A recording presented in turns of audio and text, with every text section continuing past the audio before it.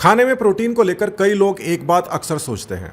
बात यह है कि आप प्रोटीन खाते हैं और शरीर जो है उस प्रोटीन को अमीनो एसिड के अंदर कन्वर्ट कर देता है और उसके बाद के अंदर उन अमीनो एसिड से ही शरीर प्रोटीन बनाता है जिसकी आपके शरीर को रिक्वायरमेंट होती है।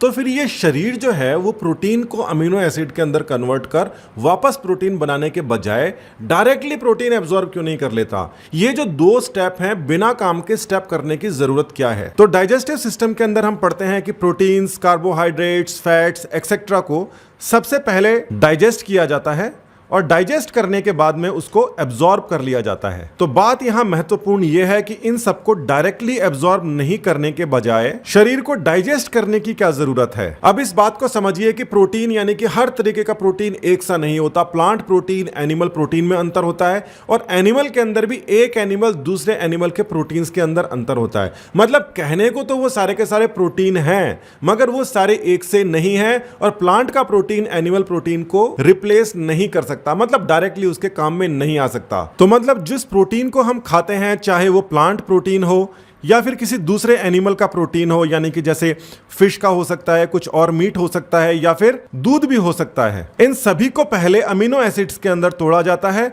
और उसके बाद में शरीर जब एब्जॉर्ब कर लेता है यानी कि डाइजेस्ट कर लेता है, डाइजेस्ट के बाद के अंदर एब्जॉर्ब कर लेता है, तो एब्जॉर्ब करने के बाद में अपने हिसाब के प्रोटीन्स बना लिए जाते हैं। यहां पर इस बात को भी आप समझिए कि ह्यूमंस के अंदर भी जो प्रोटीन्स होते हैं वो सारे एक प्रकार के नहीं होते। आपके हाथ का प्रोटीन, आपकी आंख का प्रोटीन, आपके बालों के प्रोटीन सब अलग अलग प्रकार के होते हैं। यानी कि शरीर को चाहिए होते हैं बिल्डिंग ब्लॉक्स, अमीनो एसिड्स। उन अमीनो एसिड्स के हिसाब से वो अपने अपने अलग अलग प्रकार के प्रोटीन्स बना सकता है। और जो अमीनो एसिड्स आ रहे हैं, जिन प्लांट्स में से आ रहे हैं, जिन अलग अलग एनिमल्स से हमारे इंटेक हो रहा है, जिसको हम खा रहे हैं, वो प्रोटीन्स इसके अंदर डायरेक्टली इस्तेमाल में नहीं किए जा सकते क्योंकि वो प्रोटीन उन्हीं के लिए थे और उनके अंदर भी जिस पार्ट के लिए बने हुए प्रोटीन थे वो केवल उसी पार्ट को ही फायदा दे सकते थे। यानी कि ईंटें जैसी होती हैं उसी प्रकार से अमीनो एसिड्स होते हैं, उनको अलग अलग प्रकार से शरीर अपने हिसाब से जहां रिक्वायरमेंट होती है वहां पर उसको यूज कर लेता है। तो इस बात को भी समझिए कि जो डाइजेशन होता है ये मैकेनिकल और बायोकेमिकल दो तरीके का डाइजेशन होता है।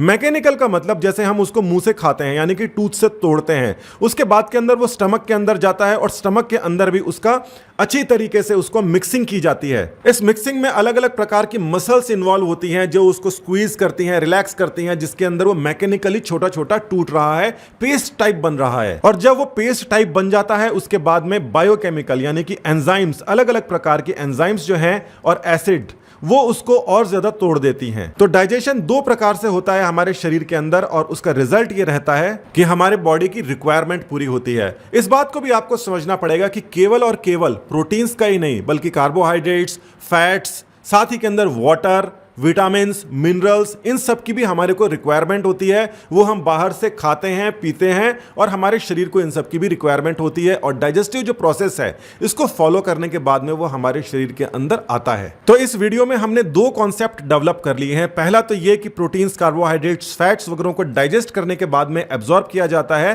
तभी वो शरीर के काम में आता है। और दूसरा कॉन्सेप्ट ये कि हर एक प्रोटीन अलग प्रकार का होता है। प्लांट का प्रोटीन प्लांट के अंदर भी अलग प्रकार का होता है, एनिमल का प्रोटीन एनिमल के अंदर भी अलग अलग प्रकार का होता है। और केवल ये प्रोटीन ही नहीं बल्कि जो कार्बोहाइड्रेट्स होते हैं उनको भी सिंपलर फॉर्म के अंदर कन्वर्ट करके एब्जॉर्ब होते हैं और जो फैट्स होते हैं वो भी सिंपलर फॉर्म में कन्वर्ट होकर एब्जॉर्ब होता है, जिसके बारे में हम आने वाले टॉपिक्स के अंदर पढ़ेंगे। इन सब प्रोसेस के अंदर एलिमेंट्री कैनाल के जितने भी ग्लैंड्स हैं, जितना भी जो पाथवे है, जो मैकेनिज्म है, उसके बारे के अंदर हम डिटेल्ड इंफॉर्मेशन लेने वाले हैं और वो सभी के सभी नीचे डिस्क्रिप्शन के अंदर वीडियो लिंक्स में डाल दूंगा। इन वीडियोस को सीक्वेंशियली देखना आपके लिए अच्छा रहेगा। और अभी तक अगर आपने ओवरव्यू ऑफ डाइजेस्टिव सिस्टम वाला वीडियो नहीं देखा है जो सबसे पहले डिस्क्रिप्शन के अंदर है तो उसको जरूर देखना। वो कॉन्सेप्ट बिल्डिंग के लिए जनरलाइज्ड वीडियो है जो कोई भी देख सकता है और उसको देखने के बाद में ये टॉपिक्स थोड़े से आसान नजर आएंगे।